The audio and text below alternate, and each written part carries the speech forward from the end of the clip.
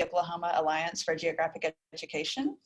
Today we have OCAGE teacher consultant Susan Smith, who is joining us all the way from Alaska, and she'll be providing an overview of East Asia, along with some information about the ongoing pandemic. Susan currently teaches at the elementary level at Takotna Community School in the Iditarod Area School District. If you'll stick around for a few minutes after the session, I'll go over the information about the PD certificates along with some of OCAGE's upcoming opportunities. And you'll also be able to download Susan's presentation materials at the link that I'm about to drop in the chat box for you in case you want to follow along while she's going over it. So Susan, if you're ready to get started, we're ready for you as soon as you're good to go. All right, thank you, Becca, and thank you, Brenda. I really appreciate being able to do this. Like she said, I do live in Alaska. I retired in Oklahoma 6 years ago, and I decided to come to Alaska to work, and it has been a real challenge. I live in a community with 53 people, and we have 15 students in my school. So it's definitely a far cry from Lawton to 150 middle schoolers, for sure.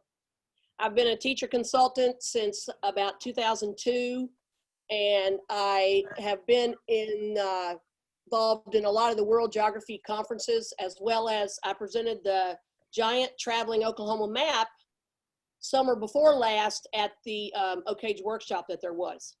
So some of you may have seen me, some of you may not have. What I'm doing today is Asia's cultures and the 2020 health crisis. And it's primarily going to focus mostly on the health crisis, and you will be doing math today. I have some up-to-date, as of current COVID information that you'll be using as part of your math that you're going to be doing. So I'm going to share my screen, and like I told Becca, I've never done this before, so I'm going to have to play with it a little bit. Okay. Share screen would be helpful. Okay.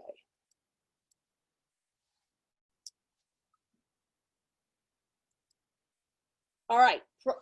The objectives for today are to learn how to use visual information to identify urban areas in Asia. We're going to compare 3 of the largest capitals and look at the smaller population centers in their countries and determine how COVID-19 was able to spread so rapidly, and then draw conclusions about why it was able to spread worldwide. So the students should be able to tell how there are, the similarities between Japan, Korea, and China, how the highly populated areas were more susceptible to contracting COVID-19, and also one of the charts I have explains what kind of tracking they did on it, and then how the entire world was affected by the spread of the virus. So many of your, well, let me ask you this, are all of you 7th grade teachers? So you're teaching world geography? Okay, so most of your kids probably don't know a lot about Asia. So I like to start out with the simple things that were in the standards, like be able to tell different types of clothing, housing, architecture, that type of thing. So I found 3 photographs of different formal wear that are worn in these 3 countries. And I would have a discussion with my kids about how are these alike? So what can you guys tell me about how these are alike?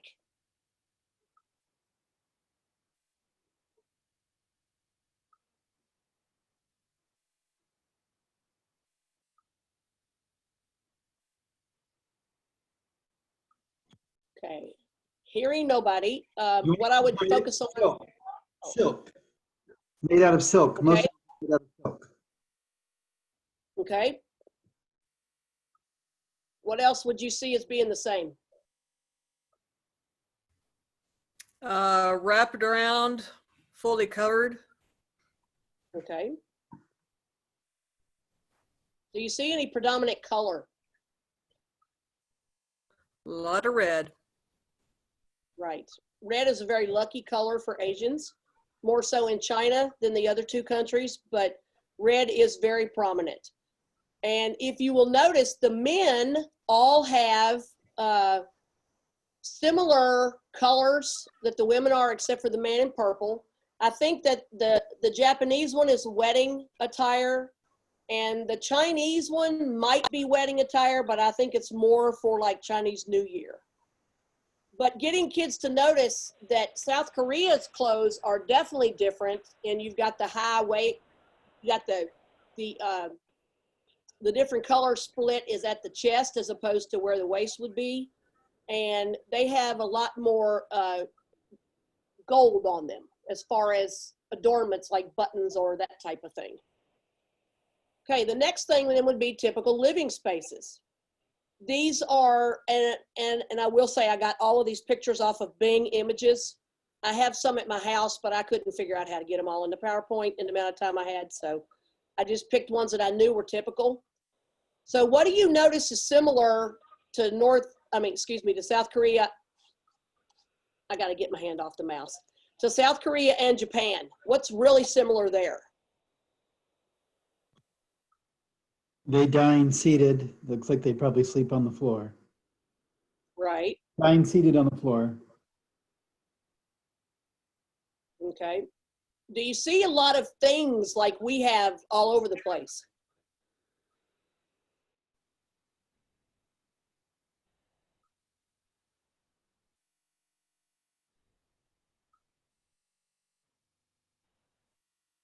You may see a few wall hangings. There may be a pot somewhere, or there may be some flowers, but they don't have statues, and they don't have their walls completely full of pictures and all that type of thing. Now, in the Chinese picture, what do you see that looks really similar to us? Furniture. Exactly. It's not a multi-use room like the other two. Right. And do we have windows similar to those with the up and down shades?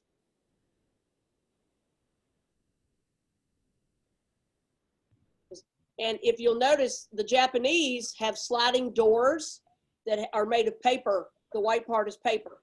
And kids might find that to be really odd, because who builds a door with paper? But because of their location in the world,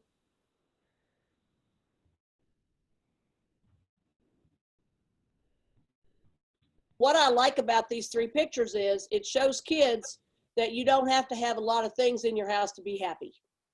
You have lots and lots of family that come over and live in these typical living spaces. They don't expect to see a lot of big screen TVs, even though you do see one in Japan. They're more about family. In all three countries that I've been to, I have not seen one home that is cluttered like most of ours are. And one thing you might want to do, have the kids compare, well, what does your house look like compared to these? Which one do you like better? And I use these type of things for writing prompts, even for 7th and 8th graders, to get them to think about what they're looking at. Okay, and then we go on to architecture. And I meant to ask, have any of you all been to any of these three countries? Yes. No. Okay.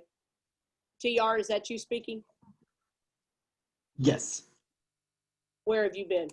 All of them? Any? To Seoul. I've been to Beijing, Hong Kong, Tokyo, Kyoto, Osaka. Okay. All right. What I like about Asian architecture is that it's totally different from what we have in this country. And what do you think might be the first thing that kids will notice about the roofs?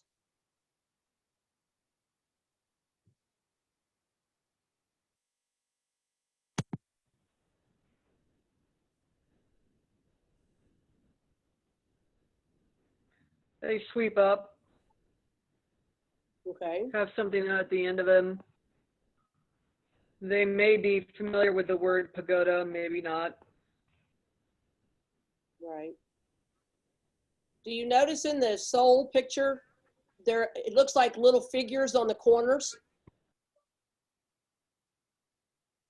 I know you can't see it very well in this picture, but those are usually animals.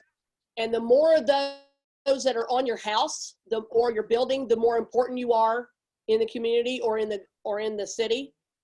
And in the Palace Museum of Beijing, and I call it that because that's what its real name is. English people call it the Forbidden City, but on most of these buildings where people actually lived, there may be 1 or 2 of these little animals, or there might be 10 or 15, and people could tell the difference between who was important and who was even more important in that particular area. What do you notice about the area around the buildings?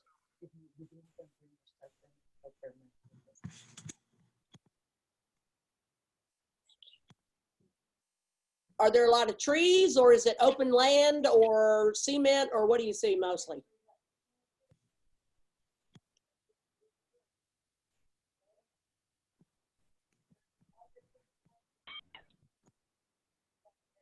Well, most of these are wide open spaces. And I know that in China, they said that they build like this because of invaders.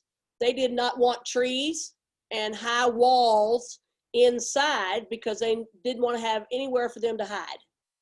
And the same is probably true in North Korea and in Japan. They were always being invaded by somebody. And so they definitely need to have it where there's a clear sight of view. So the architecture is similar in all 3. However, it is different if you look at the details of it. And what I have my kids do is go to, I like the Bing images the best, and just have them look at pictures of Asia. So if we're going to focus on Seoul this week or on Korea this week, I have them look at South Korean, and then I have them look at North Korean so they can get a sense of how different they are. And then I go to pictures like this one where we can see the small villages and how crowded they are, how close together on skinny roads they or on narrow roads they are, and what do most of these buildings look like they're made out of?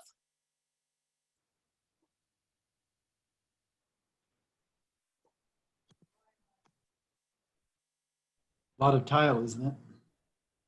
Right, a lot of tiles on the roofs, and then what do the buildings themselves look like they're made out of? Wood. Right, mostly wood. And there is one town in Japan that is a UNESCO site, and they have grass about 2 to 3 feet thick on their roof. And it's called the Grass Village, and they have to have sprinklers on their roofs because if one house is to catch fire, you can imagine how fast that would spread. And I didn't include that in this picture because people don't really live there anymore, but they used to. In China, you will usually see a tower of some type, a pagoda, or something that shows the Buddhist religion. And then in South Korea, you don't necessarily see that in every little village. And I know in a lot of Japanese ones, they tend to have them, but sometimes they're on a hill or they're in an area that people have to walk to. So you could have the kids, talk about how are these two different? These look more like single family. These look more like apartments. I mean, I know they're not apartments, but they're so close together that you would see maybe one family on top and one family on the bottom. And then over here, so many houses right next on top of each other. So just by looking at the China and Japan pictures, how could you think that this virus would spread? Person to person. And it's easily spread. You're on top of one another. Right. And does it look like that there is any division really on the Chinese one? Does it look like that there's very little room for spreading out? Probably not. Okay. Now, one thing that I like to show kids, especially if they've never seen this before, is an International Space Station satellite view of the world. And when we're talking about capital cities, Seoul, Tokyo, and Beijing, where are those on this map?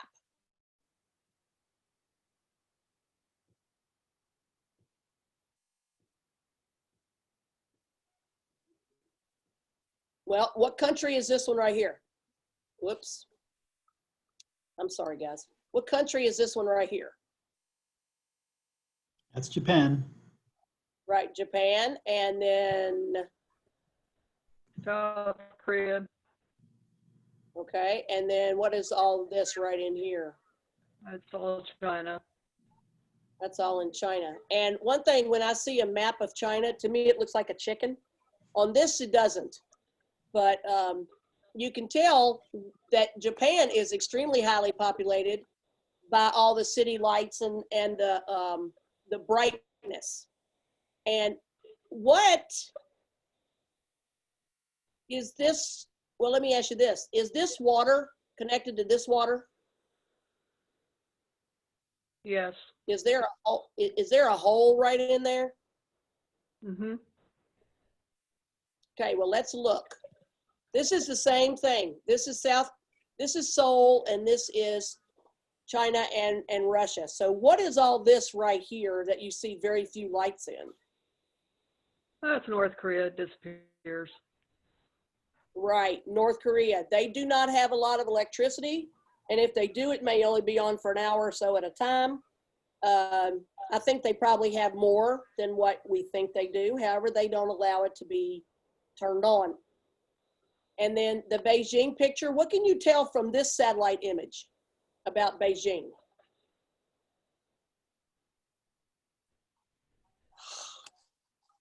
My mouse is not my friend today, I'm sorry.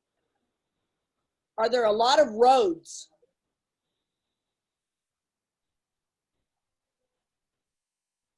And this is the central part of China, and then they have what they call ring roads. The last time I was there, which was 2010, I think they had 5 ring roads. That would be kind of like the roads around Dallas and Fort Worth. And you can go from one side of the city to the other in a pretty quick time if you use the ring roads. And then you'll see smaller communities off to the at the ends of the like spider legs. And then this is Tokyo. So does anybody know what this water is right here?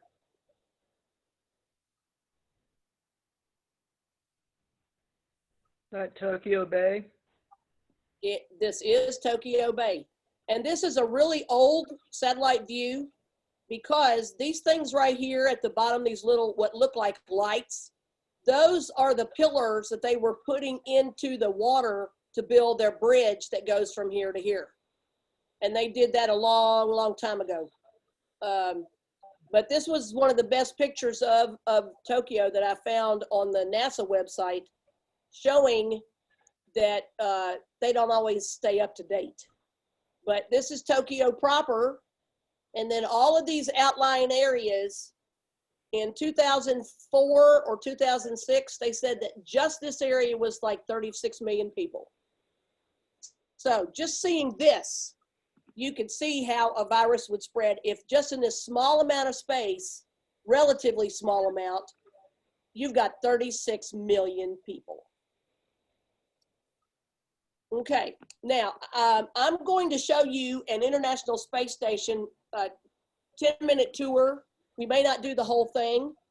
I have found on this that the YouTube one is better than the NASA one.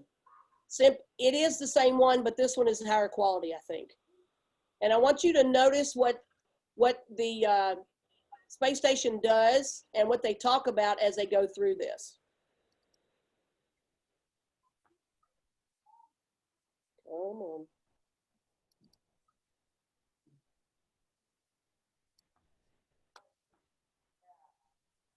Stop the share, screen share, this one right here. Okay, are you all able to see the one that says cities at night? Okay. Orbital tour around the world. Cities at night are strikingly beautiful from an orbital vantage. As members of Expedition 6 to the International Space Station, we attempted to record these images with our digital still cameras and failed. No, you didn't. The images were blurred due to the rather swift pace of orbital motion coupled with the required time exposures. However, we managed to assemble a tracking system from spare parts on space station that amateur astronomers will recognize as a barn door tracker. Using this tracking system, we were able to manually cancel orbital motion and obtain for the first time truly sharp images of cities from space. Here is Montreal, our best attempt at a handheld image. And here is Montreal taken from our orbital improvised tracking system, where detail is now seen down to about 60 meters. I show this to the kids Available because from the they've never internet, seen it usually. we are used to seeing images of the world at night from the DMSP satellite system. These images are only in black and white and are limited in detail to objects 2 miles across, as seen in this mosaic along the east coast of the United States. And here is a similar mosaic made from our images taken from space station, where we can zoom down in Google Earth style with full color to 60-meter resolution. Now we are ready to take an orbital tour around the world of cities at night. Zurich, Switzerland.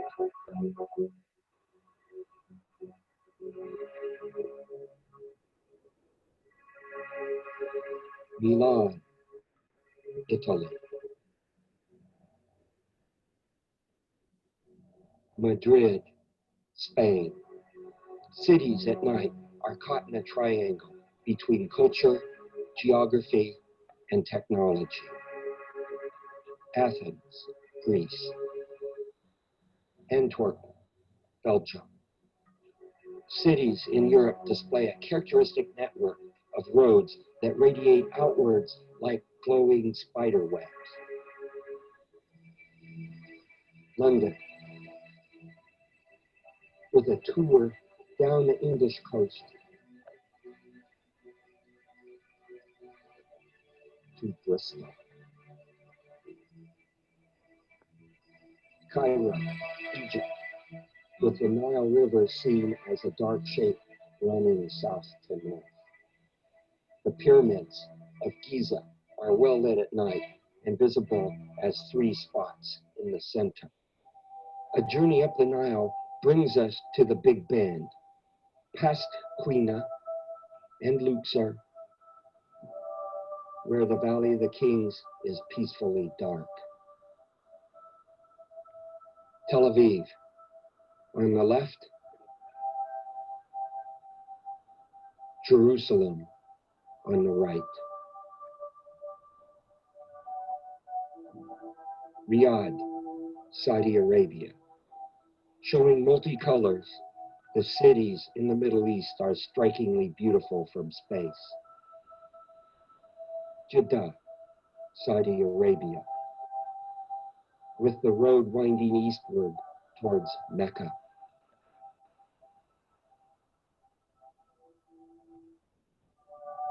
And here is Mecca, seen from space at night.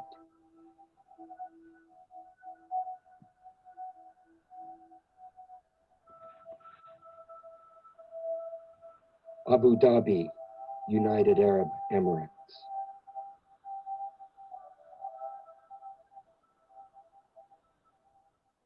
Oil field fires near Kuwait City. The northwest coast of India.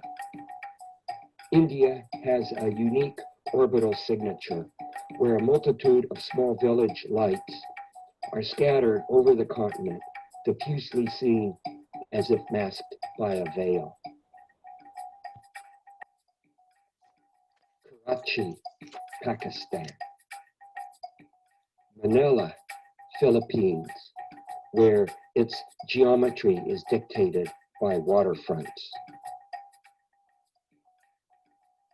Rangoon, Miramar, with a skip of moonlight reflecting off the water.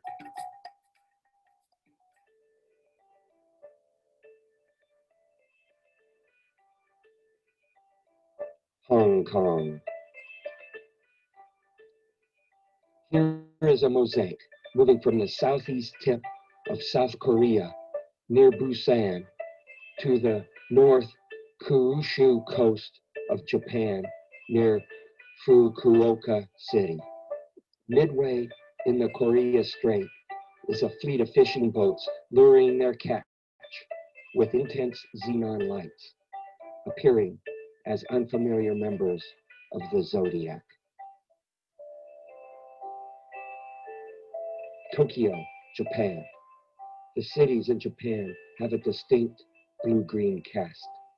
From this, one can immediately recognize that your orbit is over Japan.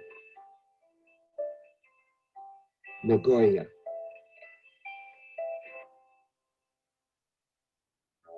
Brisbane, Australia, moving down the coast to Cape Byron.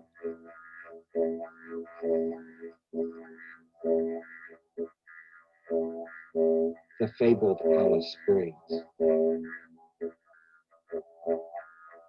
And more remote, Air Lake by moonlight, showing only a few dots of humanity. Sao Paulo, Brazil, where the older part of town is seen in blue-green from mercury vapor lighting, and the newer boroughs are yellow-orange from sodium vapor lighting. The coastal city of São Vicente comes into view.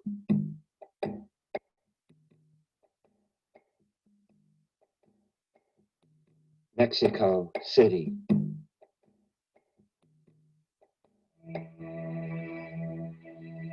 El Paso, Texas, and Juarez, Mexico. An example in one area that shows the imprint of culture on the display of lighting at night. Phoenix, Arizona, which characterizes western U.S. cities with a north-south, east-west grid that abruptly fades into darkness at the edge of town. Bend, Oregon. Rural areas are interesting not from what is seen, but rather what is not seen at all.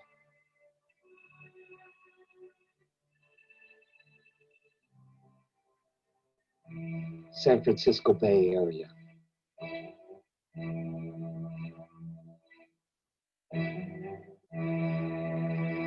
Miami, Florida.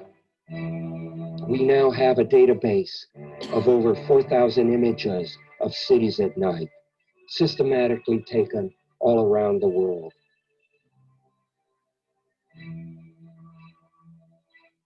Houston, Texas, with a skip of fog.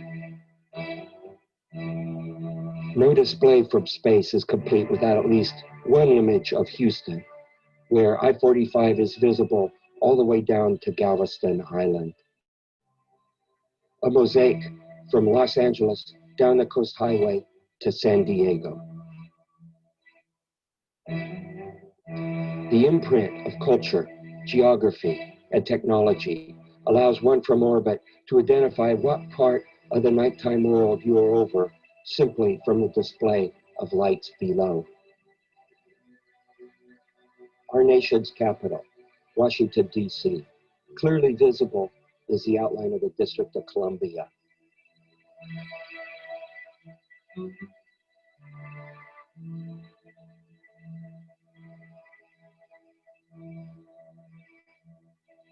The brightest spot on Earth.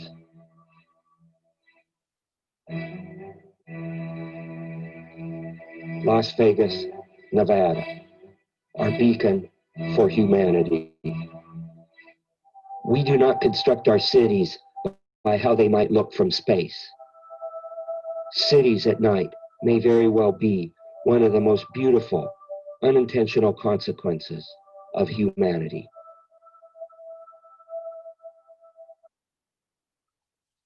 All righty. One thing I like about that video is that kids are able to see these places from space and understand that they are large areas, and then all of a sudden they peter out in some cases to nothing or to land that doesn't have lights in it.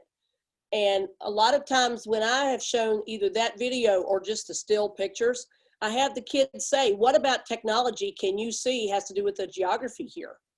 And I like that because this is a real good segue into showing how in the world, when you've got a place that has 36 million people, how you have illnesses, not just COVID-19 virus, but illnesses that will spread like wildfire because of how they live and where they live.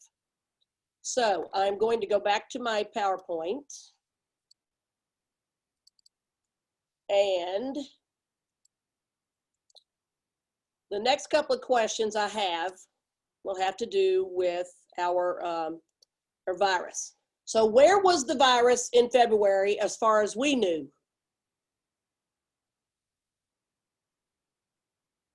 Or had we even heard of it in February? Yes, we'd heard of it by February if we were listening. It was definitely in China. It was, I think it was in Seattle by then. Well, I know up here, we didn't hear about it till March. And our last day of school was March the 10th, but that's because we have the Iditarod dog sled race comes through here and the kids volunteer. So we weren't going to be in school the rest of that week either. By March the 14th, from what I had heard, most everybody was implementing shutdowns across the country. And what I found interesting was we had 53 dog teams come through. We had 20, 30 volunteers and medical and Iditarod race coordinators. Not a single person in my village got sick. Not one, with all of those strangers coming through here. And I think that that shows that you can be in an event and no one gets sick, even as close quarters as we all were, because we had like 25 mushers sleeping in our church, which is a room about as big as a classroom. So if anybody had been sick, we'd have been really in big trouble. But because we were in the middle of nowhere and the mushers had been in the middle of nowhere, we only heard of one person out of those 53 teams that actually even got sick. And she didn't get sick until after the race. So we found that the good thing about living in the middle of nowhere, Alaska, was that we did not get this virus. Even though we shut down, we didn't get it like a lot of other places did. Okay, so what reasons can you provide which show how it spread? Just from what you know of where you live.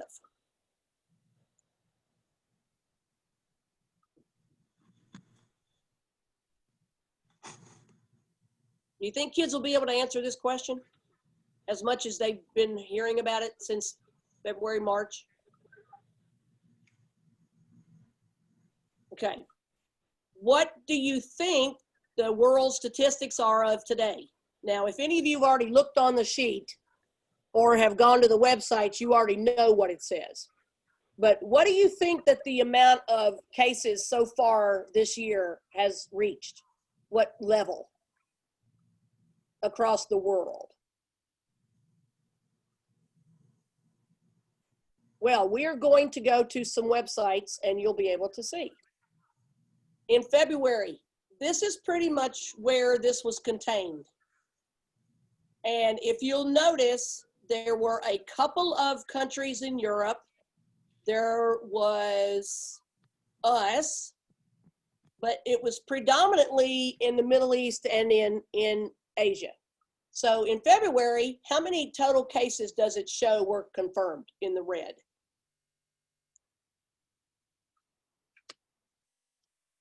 Do you think kids are going to think that's a big number? Yes. Maybe, maybe not. It just depends on how much they've done. But where were the majority of the cases? In China. China. And so that's why people were calling it the China virus, because it originated there. Now, if this is where it was in February, how in the world did we go from this in 2 weeks to this? Air travel. Air travel. Mostly air travel. Because people didn't know what they had, or they didn't know they had it. And what else besides air travel would have been a cause for a lot of the spread.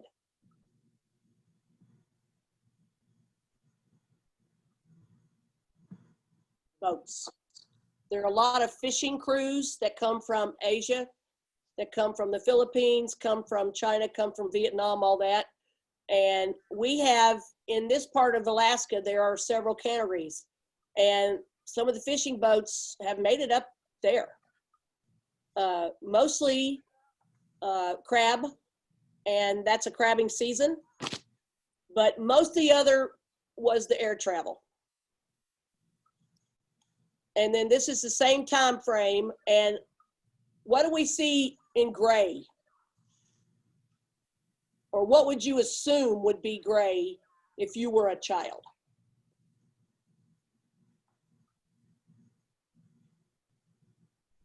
Countries that did not have the virus, or if they did, they didn't have very much of it.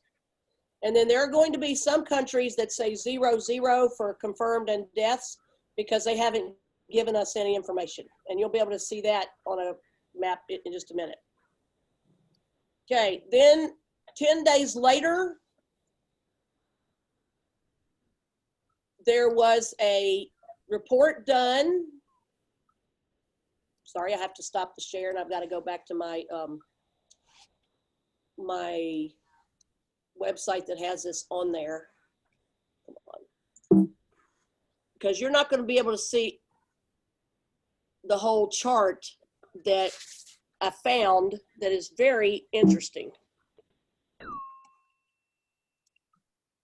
Okay, this is from the World Health Organization, and they have all of the continents or the regions, and they show all the states that are all the countries that listed any kind of confirmed cases and how many deaths there were and how it was transmitted. Now, if you'll notice in Asia, what is almost all of them, what was their transmission? Can you all see this screen? No, we can't see the screen you're looking at. Okay, I'm sorry. I apologize. I thought That's okay. I had it on. I've got to find where I am. Well, actually,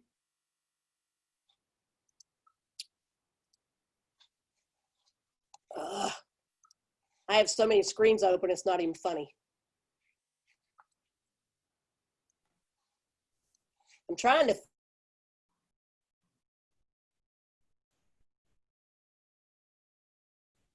Okay, can you see this one now?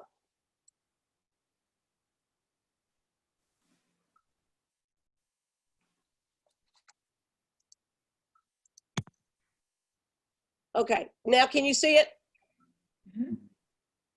Okay, this document goes through all the continents and it shows all the numbers.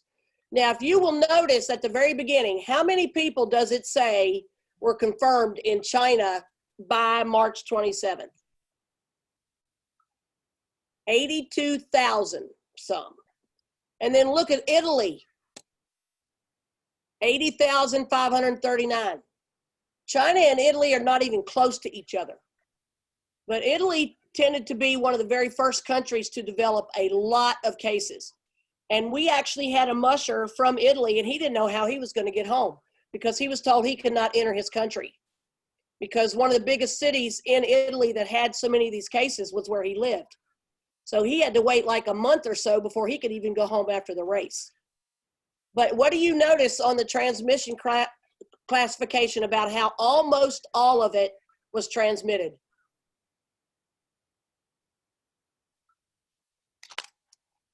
Local transmission. Now this one's under investigation. This one was imported, but they didn't have very many people. And then most of Europe, local transmission. Now, what I found interesting was, I can bring up the document that this came from. Okay, stop share. And then I want to show you the other screen.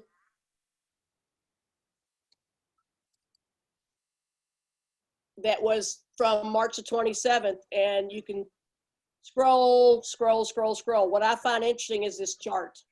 How we got all the local transmissions here, and then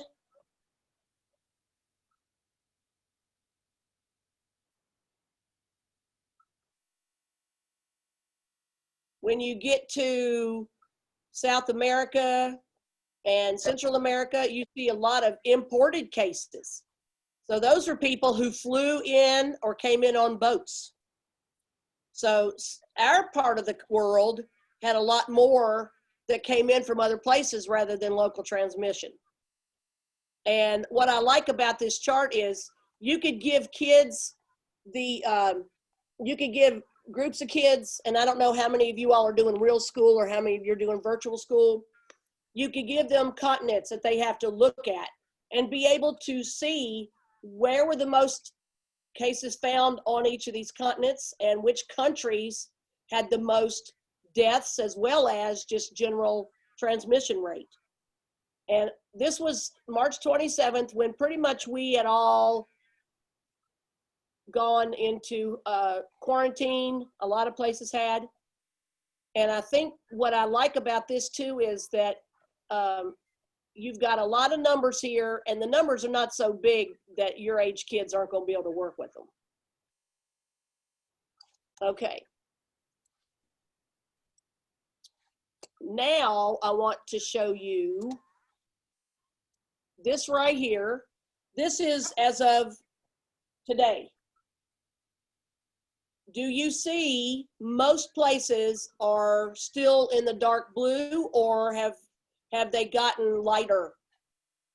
Now that it's September, we've had 6 months of this. Are you noticing? I don't think you're sharing your screen anymore. Oh man, I am so sorry. Sorry to tell you that. No, I'm glad you did. Okay. Now can you see it? Yes. Okay. So you've got this map, and then you've got this one. And what I like about this one is you can just hover your mouse over it and it'll tell how many cases there are. It doesn't tell how many deaths there are, but on this one, it does. So you hover the mouse and you can compare these, because it says we have like 6,200,000 cases. But if you look at this one, it says we have 6,500,000 cases. So there's a discrepancy between these two organizations. But in some countries, like in Russia, it's like just over 1 million from this COVID site. But on the World Health Organization, it's about the same. So I'm not sure where exactly they're all getting their data from, because it seems to me that if the Russian one is similar to the other one, then so should ours be. And then on this one, this was this morning at 11:38, and it now says that there's 27 million global cases. And what you can do is you can click on a country, and then it will give you information on the other side of the screen. And it'll move the map so you can see where it's talking about.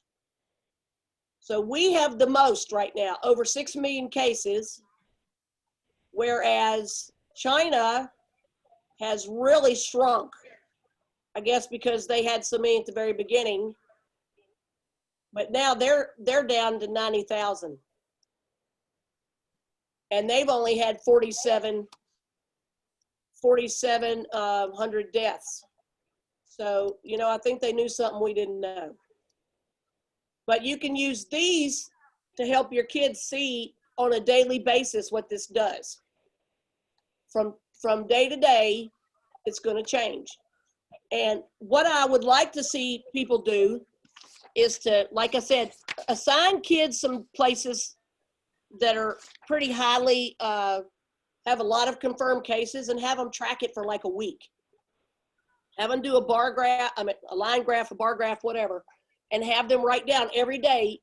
Have them pick maybe one country on each continent, or have them pick several countries on the same continent and have them track it every day for a week and see if they can tell, you know, why are the deaths going up? Why are the deaths coming down? Why are there fewer cases? Why are there more cases? Now, yesterday being Labor Day, what did a lot of people do in our country? Had a lot of parties, most likely, cookouts, that kind of thing. Do you think that this number tomorrow might be higher, or next week might be a lot higher? I'm going to say it probably is. But we also know that there are a lot of false positives. And finally, the CDC has agreed that, yes, some of their original testing was faulty. But I am not going to go into that kind of discussion with it, because the purpose of this lesson is to show kids how it spreads, and then how it gets higher and how it gets lower, depending on what's going on in your particular area. Now, I want to go back to the slideshow.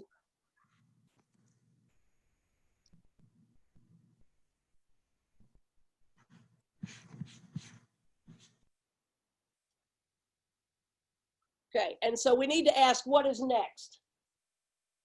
They can discuss what happened between February 2020 and now. And they can look at all those maps, and they can look at all those charts, and they can be able to tell. And one thing that I think that they really need to know is, what does this mean for where they live? How many of your state, your cities have decided that everybody has to wear masks all the time?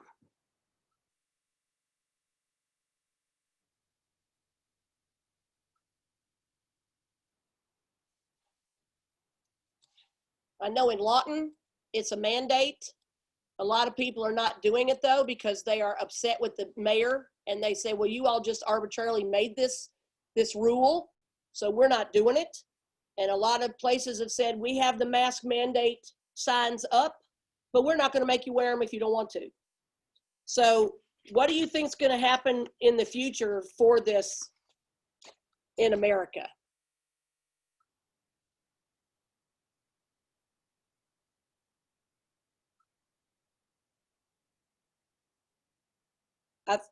I've heard a lot of people say, well, we'll see what happens with the election as to who wins. Maybe all of a sudden things will go away, and maybe it will get worse. You know, that's a political discussion. And a lot of kids talk about what they hear their parents saying. And the more that we talk about it, it seems the more things show up. I don't know if your kids are going to be able to discuss about the vaccine that they do not have right now, but you know, you might want to talk about, well, we have to have vaccines for hepatitis, we have to have them for chickenpox, we have to have them for all these other things. Do you think that they should make it mandatory? And that would be a really good discussion for kids, especially their age, because I know by the time they get to 7th grade, they've had more shots than most of us as adults ever had to have. And are they going to want one more shot? Not likely. But what I would have the kids do when I was talking about the math, and I'm sorry I'm jumping all over the place. Do any of you all have really big maps of the world, or do you just basically have the ones that are about this big on your walls?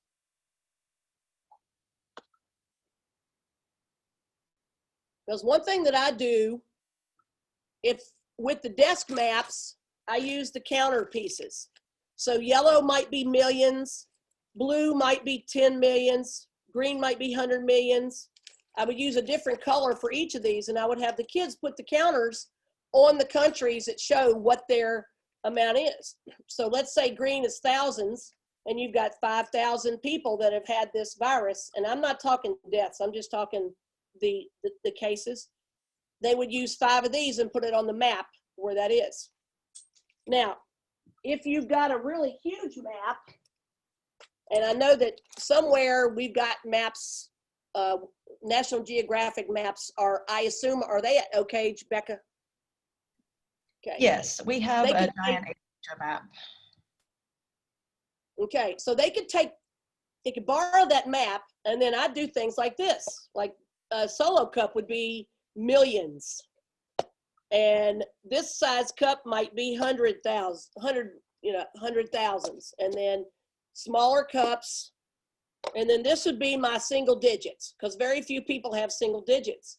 But I would have the kids stack the cups up in the places where those cases are. So in America right now, we would have 6 solo cups, probably about 3 of these.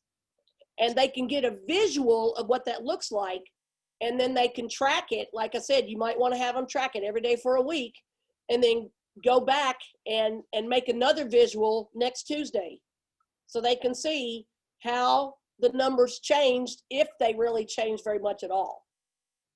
And my children, who are only 2nd, 4th, and 5th graders, when we were doing population on the giant Alaska map, they really got this pretty easily. So I think 7th graders should not have any problem doing that activity.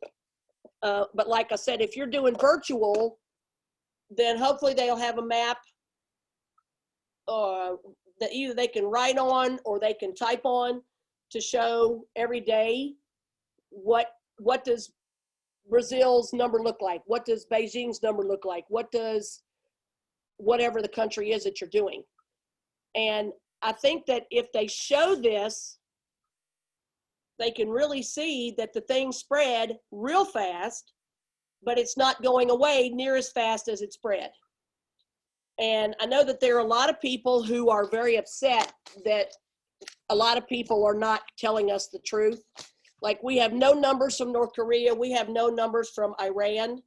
Some of the countries that are definitely closed off to foreigners, we do not have their information.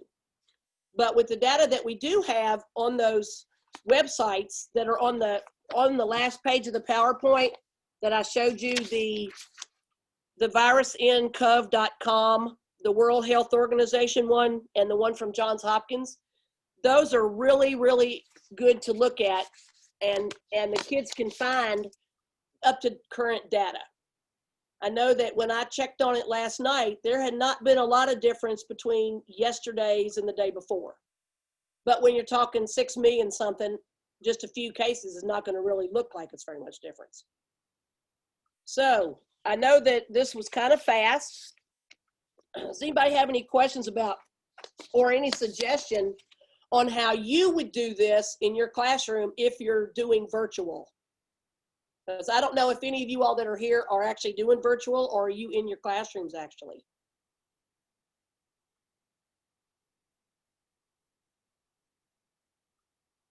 And are any of you doing Zoom meetings if you're doing virtual, like every single day you do your classes like your regular schedule? Okay. I see the TR is, are you 100% virtual?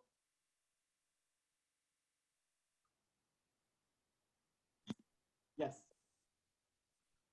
Do you all have any idea how long it's going to be before you can go back to school? Or are they saying, well, let's do the first 9 weeks virtual and then we'll see? Well, we're a charter school. We're online anyway. Oh, okay. All right.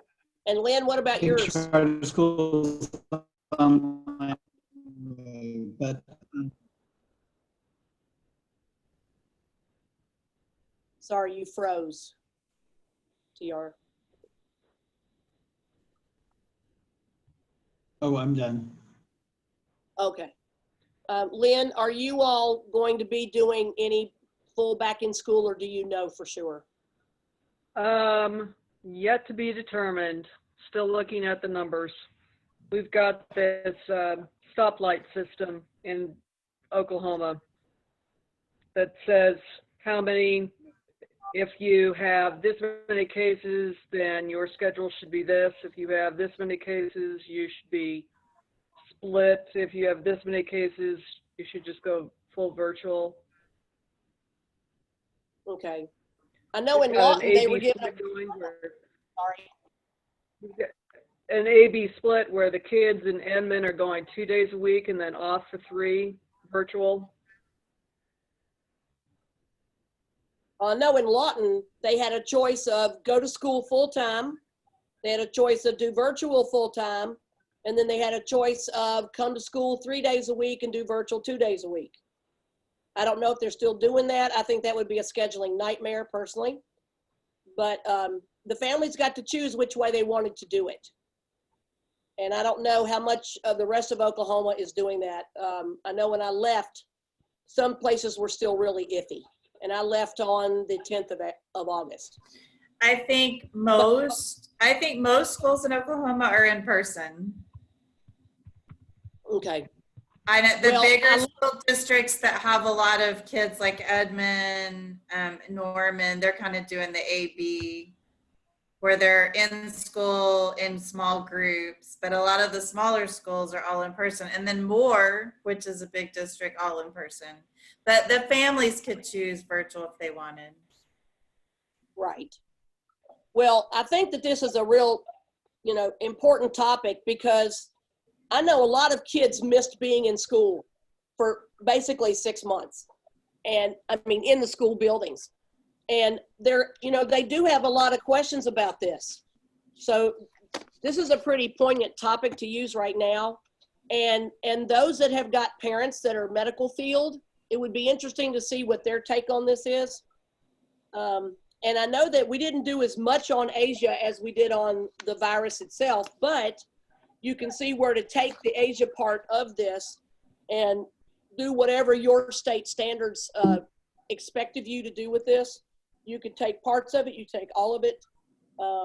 I just hope I've been able to give you something that was worthwhile for you today. And back to you, Becca or Brenda. Thank you. Yeah, thank you so much, Susan. That was awesome. Yeah, I'm gonna share my screen really quick, and I just want to highlight one part of your PowerPoint that I thought was so interesting. So I'm gonna try to share my screen.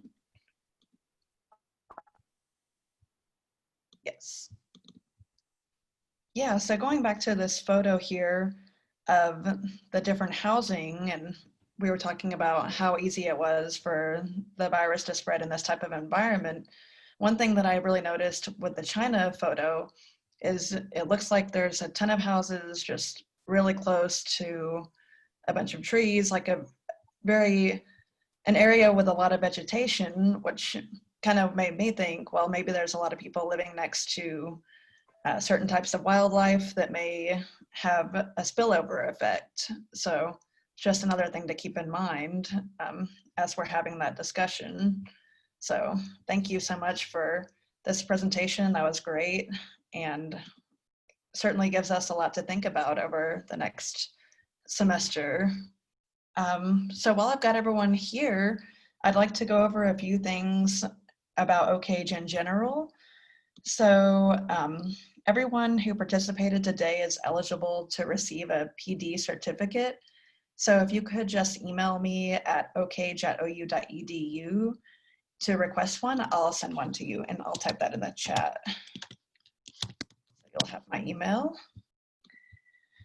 So our next online PD is going to take place on Tuesday, October 13th. We do these the second Tuesday of every month, and you'll just use the same link and the same password to get in because it's a recurring meeting. So thank you for attending today, and we hope you'll be able to attend next month. If you would like, we have a survey where you can suggest topics or standards for us to cover in the upcoming sessions. So I'm going to drop that link in the chat as well. So you could fill out that survey whenever you get a chance. It's really short, so if you've just got something really specific that you're wanting us to cover, please let us know there and we'll see what we can do. One more thing, we're also planning on hosting some online PD for you guys this fall in addition to the second Tuesday sessions. If you could fill out this form if you're interested in attending to let us know what times, what days will work the best for you. We would plan to record it, but if you wanted to attend the live session, then please fill that out so we know when to schedule the online professional development for you guys. So if your school is in person at all this year, which looks like we've got a couple of people here that are doing maybe a hybrid model. So if you have any interest in checking out one of the OCAGE giant maps that we were talking about, you can request it on our website, and I'll drop that link in the chat as well. As I was saying earlier, we do have the giant Asia map. So if you want to use Susan's lesson with that, that would be really great. I think it'd be a great fit. You could do the population, you could do the spread of the virus with the cups or blocks or whatever means you have. So if you'd like a giant map this year, you can request one there. And that's all I have for you guys. So Becca, you're gonna put her PowerPoint on the OCAGE website? yes, it's Okay. already there. Okay, Yeah, I can drop that link in the chat as well. Thanks, Brenda. So yeah, you guys will that way have they can have it and share, and we'll try to get this recording to Becca so she can post it too pretty soon. Yeah. So if anyone has any questions, you can let me know right here before we go, or you can just reach out to me anytime at my email. Thank you so much to everyone for attending.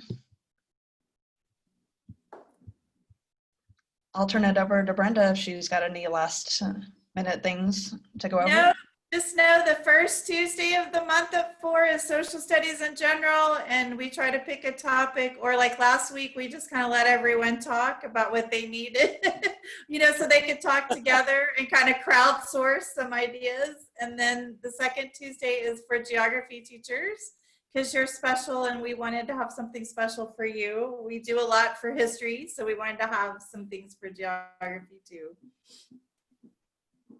So Becca, or Brenda, do you know who you're going to have when and what their topics are? Or does that kind of go with just who's offering to do something? And what people are putting in? Becca's kind of looking at what people have requested when they fill out her form. Yeah, so I look at what people have requested, and then from there I pick who would be the best speaker. So that's how we landed on you, as we had a few that requested information about Asia. So I was like, oh, who could do that? Susan Smith. So that's the workflow. So I look at the form, I see what people are requesting, then I see who's available on the second Tuesday. Yeah, good question. Thank you very much. I appreciate it. Sure. Okay, well, thank you guys for joining us today. I missed the announcement. Oh, just the first Tuesday of the month at 4 is the social studies, which is everybody.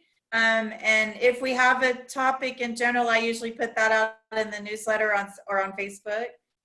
And lots of times, like last week, we just decided school had started for most people. So we kind of did everyone kind of talked together to give us your ideas of what was going on. And what things worked for them. People gave ideas about what was working. And then the second Tuesday is always geography. And Becca usually kind of scrolls through the survey to find topics people are interested in. So usually once she picks a topic for the October, we'll put it out on social media. She puts it out and I'll put it in the newsletter. So you'll kind of know.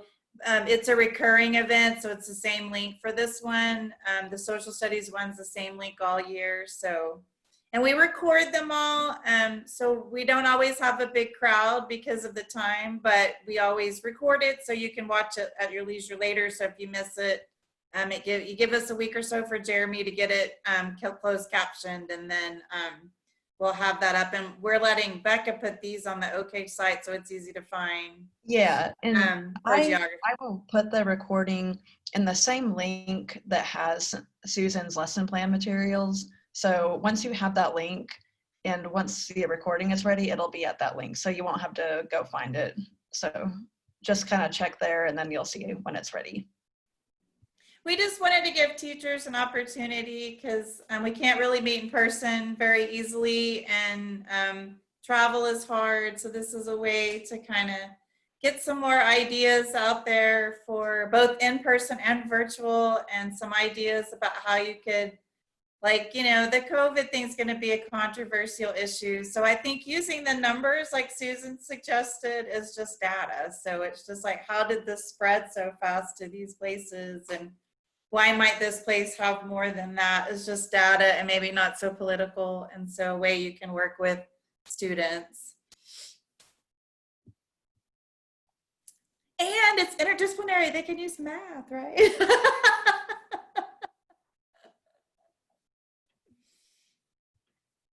Anyway, okay, well, I'll end the meeting for everyone unless anyone else has a question, and you're very welcome to unmute and ask Susan or Becca or I anything. Thank you. We'll see you next time. See you guys next time. I'll get the recording to Jeremy. Awesome. Thanks, Susan.